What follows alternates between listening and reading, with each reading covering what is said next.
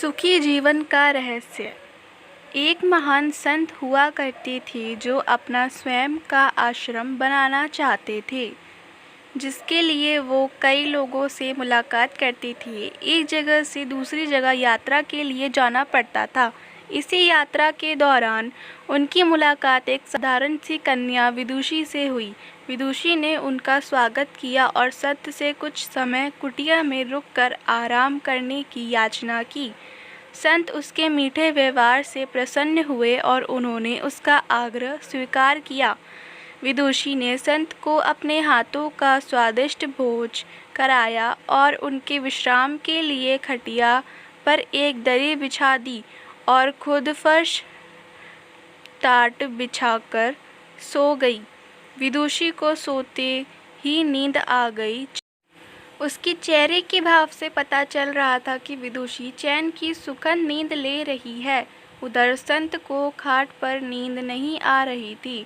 उन्हें मोटे नरम गद्दे की आदत थी जो उन्हें दान में मिला था। वो रात भर विदुषी का सोच रहे थे कि वो कैसे इस कठोर जमीन पर इतने चैन से सो सकती है। दूसरे दिन सवेरा होते ही संत ने विदुषी से पूछा कि तुम कैसे इस कठोर धरा पर इतने चैन से सो रही थी। तब उसने बड़ी सरलता से उत्तर दिया, हे गुरुदेव, मेरे लिए मेरी ये छोटी सी कुटिया एक महल के समान ही भव्य है। इसमें मेरे श्रम की महक है। अगर मुझे एक समय भी भोजन मिलता है तो मैं खुद को भाग्यशाली मानती हूँ। जब दिन भर के कार्य के बाद मैं इस धरा पर सोती हूँ तो मुझे माँ की गोद का आत्मीय एहसास होता है। मैं दिन भर के अपने सत्कर्मों का विचार करते हुए चैन की नींद सो जाती हूँ। मुझे एहसास भी नहीं होता कि मैं इस कठोर धरा पर सो रही हूँ।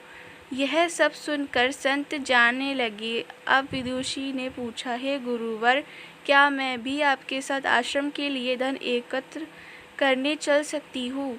तब संत ने विनम्रता से उत्तर दिया, बालिका, तुमने जो मुझे आज ज्ञान दिया है उससे मुझे पता चला कि चित्त का सुख कहाँ है। अब मुझे किसी आश्रम की इच्छा नहीं रह गई।